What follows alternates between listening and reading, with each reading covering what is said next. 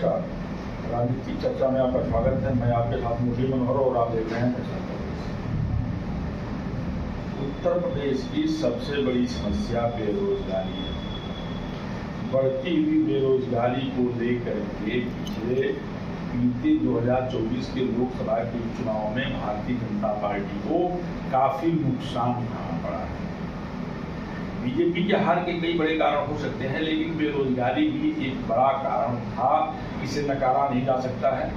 आज इसी पे चर्चा करने के लिए हमारे साथ जो है भारतीय जनता पार्टी के वरिष्ठ नेता आदित्य सिंह जी जुड़ चुके हैं। आइए हम आपसे बातचीत करते हैं। आदित्य जी, 2024 के बीते लोकसभा चुनाव में उत्तर प्रदेश में बीजेपी को बड़ा झटका मिला। बीजेपी को जो बड़ा झटका मिला है उसके पीछे कई बड़े कारण हो सकते हैं, लेकिन बेरोजगारी भी कहीं न कहीं बड़ा कारण रहा है और नौजवानों का आक्रोश भी बीजेपी को हराने में कारगर हुआ है। आप बेरोजगारी को किस रूप में ले रहे हैं? बेरोजगारी बढ़ी है, लेकिन चुनाव की तत्काल बाद मुख्यमंत्री ये हर विभागों से जो है रिक्त पदों की संख्या मांगे हैं और रोजगार और नौकरी विज्ञप्ति देने के लिए बोले भी हैं।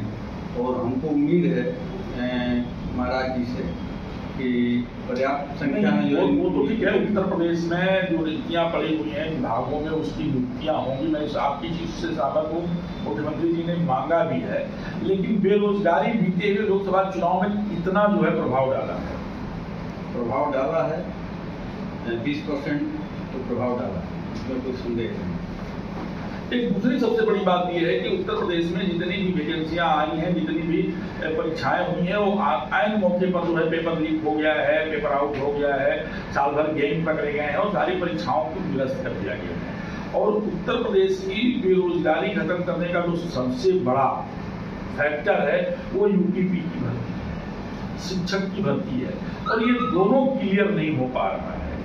और अगर 2027 के पहले बेरोजगारी पर कंट्रोल नहीं किया गया, शिक्षक भर्ती और यूपीपी की अगर भर्ती नहीं की गई, तो आपको क्या लगता है कि 2027 का समर आप लोग जीत पाएंगे विधानसभा का? ऐसा है कि पेपर लीक मामले में तो समाजवादी पार्टी और अन्य दल के जो है दलाल जो है वो पेपर आउट करवा रहे हैं, लेकिन सरकार को बदनाम कर। ठीक है, आपकी बात को मानते हैं, लेकिन सरकार तो आपकी है ना। ठीक है, बीजेपी और समाजवादी पार्टी और बसपा के सरकार में क्या हुआ, कई नाम प्रकाश में आए, उनके ऊपर कार्रवाई के नाम पर जीरो रहा, ठीक है, लेकिन बीजेपी तो उसे रोकने में नाकामयाब हुई ना।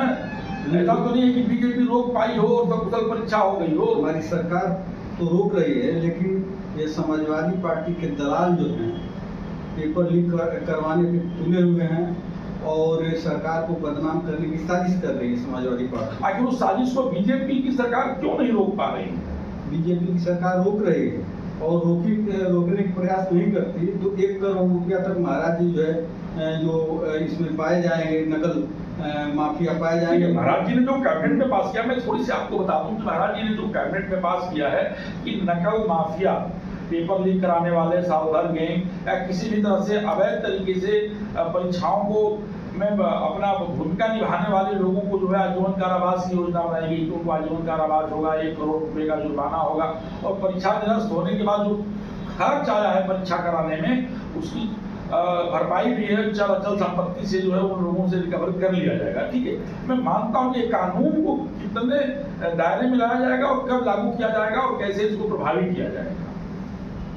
प्रभावी तो हमारे महाराज जी हर संभव कोशिश कर रहे हैं कि मैं किसी भी कार्यक्रम में विफलता की तरफ न जाऊं, लेकिन जब विरोधी और देश के नागरिक विरोधी भी हैं तो जब एक पक्ष जो है लगा हुआ है कि सरकार को बदनाम करने की साजिश में लगा हुआ है, जब से ये परिणाम आया है तब से डेली आतंकी हमले हो रहे हैं इस देश पे। निश्चित कहीं न कहीं आतंकवाद, मैं आपको रोकूंगा, आतंकवाद के साथ नक्सलवाद भी हावी हो गया है अभी हाल ही में जो है महाराष्ट्र में जो है नक्सलवाद जो है पांव पसारना शुरू किया है और कुछ नक्सली मारे भी गए हैं, कुछ पुलिस के जवान भी घायल हुए हैं, AK-56 और AK-47 भी पाया गया है। तो तीसरी बार सरकार बनने के बाद आतंकवाद और नक्सलवाद क्यों हावी हो रहा है, सरकार क्यों विफल हो पा रही है? जिस तरह से 2 कार्यकाल में आतंकवाद और नक्सलवाद को सरकार रोकने में कामयाब हुई थी, आखिर ये लोग पांव क्यों पसार रहे हैं, सर क्यों उठा रहे हैं? इसके पीछे का सबसे बड़ा कारण क्या हो सकता है? ये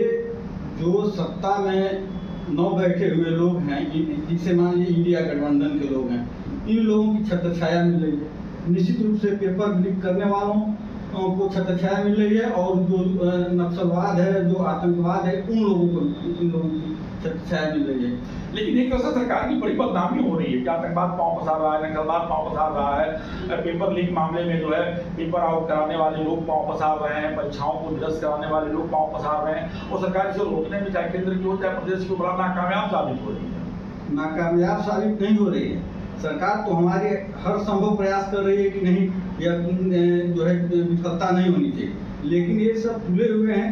कहीं गाड़ी पेपर लेके आ रही है, उन सबों को एक करके ड्राइवर को मिला के ऐसे करके वैसे करके पेपर लीक करवाना, तमाम इस तरह की ये सब साजिश कर रहे हैं सब विरोधी। अंतिम सवाल मेरा आपसे ये है कि अगर 2027 तक बेरोजगारी पर रोक नहीं लगाया गया और नौजवानों को रोजगार नहीं दिया गया, तो 2027 में क्या होगा उत्तर प्रदेश में बीजेपी का? सरकार यदि रोजगार देने में विफल रही तो नुकसान भुगत सकती है।